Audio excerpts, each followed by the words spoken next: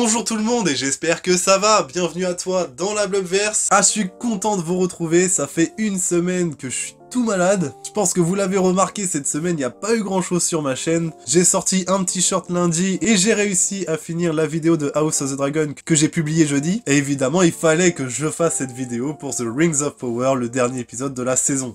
Mais je suis pas totalement remis, je pense que ça s'entend, je parle encore un peu du nez. Mais je vais quand même me remettre au boulot, demain on va sortir un petit shirt, histoire de profiter quand même un peu du week-end. Lundi sortira la critique de Werewolf by Night. Mardi on reprendra le rythme habituel où on fera l'épisode de House of the Dragon. Mercredi du coup c'est pareil, on reprend le rythme sur Andor. D'ailleurs Andor du coup je ferai directement la vidéo sur l'épisode 6 et 7. Ensuite, pour les films qui restent, on va surtout se concentrer dans l'univers d'Halloween jusqu'à la fin de ce mois d'octobre, sachant que je suis en train de te concocter une petite vidéo de top 10 sur quel film regarder pour Halloween. Donc si tu n'es pas encore abonné à ma chaîne, surtout n'hésite pas, plein de trucs arrivent. Cette semaine, c'était un peu plat car je suis tombé malade malheureusement, mais je reviens en forme, ne t'inquiète pas, donc surtout n'hésite pas à t'abonner pour soutenir mon travail. En attendant, on va parler du grand final de The Ring of Power, savoir si cette saison 1 en vaut le coup, et si surtout cet épisode 8 a comblé nos attentes. Moi personnellement, il y a quelque chose d'assez bizarre dans cet épisode 8, quelque chose que j'ai ressenti. En fait, je trouve l'épisode lent et en même temps trop rapide. Mais enfin bref, je vais expliquer ça tout de suite dans la critique de l'épisode 8 de The Rings of Power.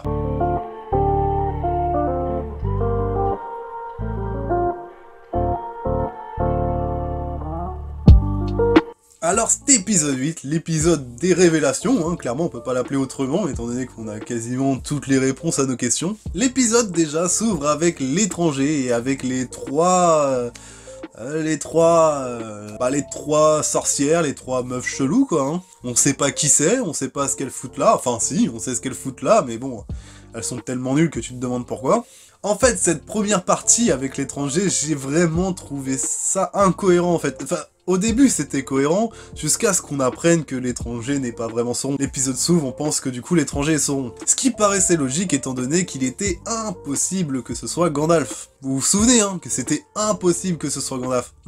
Ça on me l'a dit quasiment à chaque vidéo, à tel point que je n'étais totalement sorti de la tête que l'étranger pouvait être Gandalf, qu'ils oseraient pas prendre un tel risque. Mais pourtant, c'est bien lui, c'est bien Gandalf. Donc avant de revenir sur le fait que ce soit Gandalf, j'aimerais revenir sur le fait que c'était Sauron en quelque sorte. En fait, ces trois nanas vont lui expliquer que les personnes qui l'ont fait tomber durant la guerre précédente lui ont mis un voile qui lui brouille l'esprit et du coup ne se souvient plus de son passé, ne se souvient plus de qui il est. Jusqu'à là, c'est très cohérent avec l'étranger. Ensuite, il y a Nori qui débarque avec ses compagnons et qui essaye de défendre l'étranger. Donc, l'étranger se met à défendre Nori face à ces trois nanas. Déjà, c'était chelou. Je me suis dit, mais quel chemin ils sont en train de prendre? Pourquoi nous faire un Sauron qui essaye de trouver une sorte de rédemption? Enfin, je comprenais pas cette histoire avec Sauron. Si c'est vraiment Sauron, faut arrêter cette histoire avec les hobbits tout de suite. Enfin bref, du coup, ce délire continue. Donc, on continue de suivre l'étranger et de penser que c'est Sauron. Et s'ensuit une petite table contre les trois nanas. D'ailleurs, les trois nanas font des cris qui font grave penser aux Nazgûl. Je pense que ça a un rapport. Je sais que ce ne sont pas les Nazgûl. Évidemment, les Nazgûl sont les 9 rois hommes qui vont se voir offrir les anneaux et du coup, on va être manipulés par Sauron. Mais il n'empêche que dans le cri, il y a un délire. Je pense que ça a un rapport avec le fait que ça soit des serviteurs de Sauron, elle aussi. Et c'est à la fin qu'il y en a une des deux qui dit non, c'est pas lui c'est l'un des Istar, à savoir l'un des mages comme les deux magiciens bleus, ou encore Radagast le brun, ou encore Saruman le blanc. Évidemment, Gandalf le gris aussi. Étant donné que jusqu'à maintenant, tous les indices, et je dis bien tous les indices, mènent à Gandalf, il n'y a même pas de doute. Depuis le début, je dis, si vous regardez ma première vidéo sur l'épisode 1 et 2, on a déjà fait un petit décryptage de tout ce qui faisait penser à Gandalf dans le personnage. Donc on va pas me sortir, mais non, ça peut pas être Gandalf, c'est forcément Saruman, arrêtez, genre c'est pas possible. Mais du coup, elles disent qu'elles se sont trompées, que ce n'est pas lui, et elles commencent à partir. Donc, moi, ce qui me laissait à penser que Sauron était sûrement un gars comme Gandalf qui est tombé du ciel et qui a un voile et ne se souvient plus de ce qu'il doit faire. Du coup, je voudrais pas un peu aller trop vite, mais quand on va apprendre qui est Sauron, c'est là où je trouve que c'est incohérent en fait. Restons sur l'étranger du coup, on découvre que ce n'est pas Sauron mais c'est l'un des Istar, donc forcément Gandalf. S'il y a bien une chose qu'on sait sur les Istar qui sont arrivés en Terre du Milieu, c'est qu'il y en a qu'un qui a une relation aussi particulière avec les Hobbits. Il y en a qu'un seul. Et sachant que du coup Nori va partir avec lui, j'ai bien aimé aussi les petits bagages de Nori avec la poêle accrochée sur le côté. En fait ça m'a grave fait penser aux bagages des Hobbits dans le Seigneur des Anneaux, mais version low cost, tu vois, on voit qu'on est des siècles bien avant, donc du coup on fait ça avec des bouts de bois et tout. La séparation avec Nori et les pieds velus était assez touchante, je dois le dire, surtout avec son père. Du coup je regrette un peu qu'on ne voit plus son père, je pense qu'on le reverra quand même dans la saison 2. mais je trouve que c'est l'un des meilleurs acteurs finalement de la série. Oui, parce que dans la bataille avec les trois nanas bizarres, il y a le vieux sage des hobbits qui se fait tuer, du coup, c'était pas super bien fait ça non plus, mais il est mort, donc c'était quand même assez triste. Enfin bref, je m'égare, du coup, Nori s'en va avec l'étranger, Poppy, elle reste avec les pieds velus, et au moment de partir, Nori dit qu'elle sait pas trop où aller, et là t'as l'étranger qui va lui dire « Oh, j'ai un feeling par là, toujours suivre son flair ». Donc c'est exactement la réplique que dit Gandalf à Merry dans la Moria, dans la communauté de l'anneau. Je sais, il y en a qui vont être perplexes, qui vont encore me dire que ce n'est pas Gandalf, que c'est pas possible, que Gandalf n'arrive qu'au début du troisième âge, mais réfléchissez bien, non seulement ça fait un coup de com' pour les fans du Seigneur des Anneaux, par exemple moi qui n'ai pas forcément lu les livres de Tolkien, je vais te dire ça me dérange pas que ce soit Gandalf, au contraire, moi ça m'accroche. Et deuxième point qui fait que c'est quasiment sûr que c'est Gandalf, je vous rappelle que les Anneaux de Pouvoir normalement ont été créés des siècles avant l'arrivée d'Elendil et Isildur. On peut dire qu'ils ont pas vraiment respecté ça, donc pourquoi ils respecteraient pas le fait que Gandalf n'arrive qu'au début du troisième âge? Et sincèrement, je pense que c'est une liberté qu'ils peuvent se permettre, je pense pas que ça change forcément grand chose que Gandalf arrive plus tôt finalement qu'au début du troisième âge, s'il arrive plutôt vers la fin du second. Je pense qu'au contraire, il va y avoir des liens très intéressants entre Gandalf et les Hobbits, voire même Hobbitbourg et la comté. Donc attendons de voir ce qu'il nous réserve, en vrai ça peut être plutôt intéressant. Et ensuite la deuxième partie de l'épisode, c'est essentiellement avec Galadriel et Halbrand qui vont arriver à Lindon, donc où ils vont retrouver Elrond, Celebrimbor et Gil-galad. Du coup, arrivons à Halbrand qui du coup, direct, commence à aider Celebrimbor, voire même à trouver les solutions à Celebrimbor pour forger les anneaux, pour lier les aciers avec le mithril. Bah, tout de suite, ça paraît louche, donc comme au début, on pensait que c'était l'étranger Sauron, je me suis dit, à mon avis, Halbrand, c'est son disciple, ou il y a une couille dans le pâté, en tout cas. En plus, il commence à lui dire que lorsque son maître lui parlait du grand forgeron Celebrimbor, etc., il commence à le flatter un peu... On sent qu'il a un passif derrière Halbrand, et finalement on commence à vraiment bien douter du personnage. Mais pareil, est-ce qu'on a eu suffisamment d'Halbrand pour nous dévoiler maintenant que c'est Sauron? Enfin, à la limite, qu'on nous le dévoile à nous spectateurs, ça aurait été bien. Que nous on sache que c'est Sauron, mais que les autres le sachent, c'est ça que je trouve dommage en fait. Moi j'aurais voulu voir plus de manipulation de la part de Sauron, et normalement il y en a plus d'ailleurs, parce que les 3 anneaux elfes sont les seuls à ne pas être touchés par la marque de Sauron, par sa magie noire.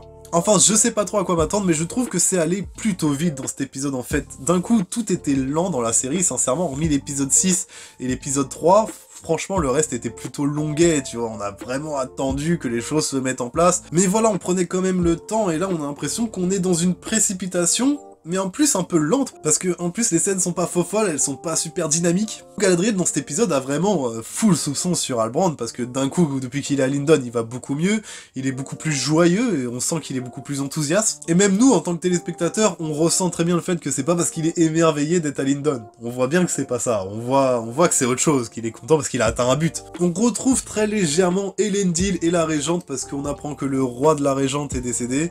Sincèrement, c'est tout. Il n'y a rien d'autre à raconter de ce côté-là. Elendil, moi je le comprends pas. Il aurait dû partir chercher son fils, même s'il le pense mort, tu vois. Enfin, pour moi c'est ce qu'il allait faire dans l'épisode 7, c'est pas du tout ce qu'il a fait. Et je me suis un peu détaché du perso depuis que j'ai vu le jeu d'acteur un peu bancal quand même. La scène dans l'épisode 7 où il est de dos en train de pleurer son fils, je trouve ça juste ridicule. La scène est vraiment nulle et l'acteur ne fait pas le taf du tout. Mais enfin bref, sincèrement, il n'y a pas grand chose à raconter du côté de Numénor, hormis que la Régente rentre et que son père est mort. Si, juste que pour moi, personnellement, c'est ma théorie, mais je suis quasiment convaincu que le chancelier va devenir le roi sorcier d'Angmar. Je le sens bien comme ça, le mec. Donc, à voir ce que ça va donner, mais voilà, moi c'est un petit pressentiment que j'ai. Bref, du coup, vint le moment où Halbrand va dévoiler à Galadriel totalement, il va lui dire que c'est Sauron. Du coup, il va la faire basculer dans son esprit, où elle va retrouver son frère, et elle va dire « Mais non, mon frère est mort en combat, c'est toi qui l'as tué d'ailleurs ». Et ensuite, ils vont se retrouver sur le radeau. Il y a un moment très stylé où Halbrand lui fait entrevoir à Galadriel un avenir commun, et du coup, tu vois dans le reflet de l'eau... la forme de Sauron avec son armure et Galadriel avec sa tenue d'elfe. Ça on voit, malgré qu'on voit pas très bien, j'aurais aimé qu'on voit un peu plus ce moment, mais ça on voit en vrai, ça fait plaisir. Mais voilà, évidemment Galadriel ne tombe pas dans le piège, elle se réveille. Ensuite il nous forge Celebrimbor, Elrond et Galadriel les 3 anneaux de pouvoir, les 3 anneaux des elfes. Alors que Halbrand a disparu, on a Elrond du coup qui lui a trouvé le parchemin d'Halbrand du coup qui fait comprendre que c'est Sauron et qui les a manipulés. Je sais pas trop ce qu'il y a sur ce parchemin, j'ai pas trop compris, mais c'est ce qui a fait comprendre à Galadriel, et j'ai l'impression qu'Elrond est en train de le comprendre aussi. Ce qui est bizarre aussi, un autre petit détail, Elrond est en train de monter les escaliers, t'as l'impression qu'il est grave pressé, et quand on voit les plans de l'extérieur, on voit une silhouette marcher derrière la vitre, on a l'impression que le mec prend totalement son temps, voire il marche au ralenti, et dès qu'on voit les plans à l'intérieur, tu vois Elrond qui est un peu en train de carrer dans l'escalier. Voilà, petit détail, je me suis dit, mais il court, il marche, il ralentit, je sais pas ce qu'il fait. Voilà, sinon ils arrivent, il y a un petit échange de regards entre Elrond et Galadriel où ils sont inquiets, mais malgré tout, lorsqu'ils voient les 3 anneaux de pouvoir qui risquent du coup d'être le salut des elfes sur la Terre du Milieu, ils sourient. Ensuite, on a ce plan vu d'en haut sur les 3 anneaux,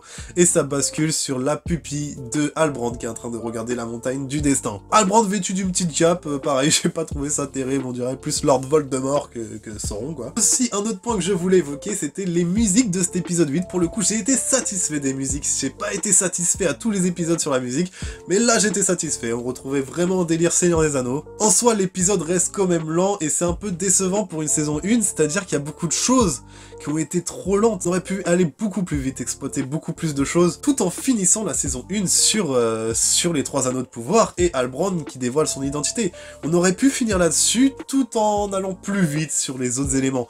Par exemple, toute la saison ne sert à rien avec l'étranger et les hobbits, sincèrement. On faisait tellement tourner le suspense que dès l'épisode 4, on était là, bon bah, tant qu'on sait pas c'est qui, on s'en fout en fait. Sinon, j'ai apprécié mon expérience en règle générale. En vrai, je suis plus déçu que content, mais il n'empêche que ça reste une bonne saison 1, ça va. Quand on regarde d'autres séries comme par exemple Breaking Bad qui met 2-3 saisons à vraiment démarrer. C'est sûr, dans la saison 1, il se passe des trucs intéressants, mais ça prend quand même bien son temps, Breaking Bad.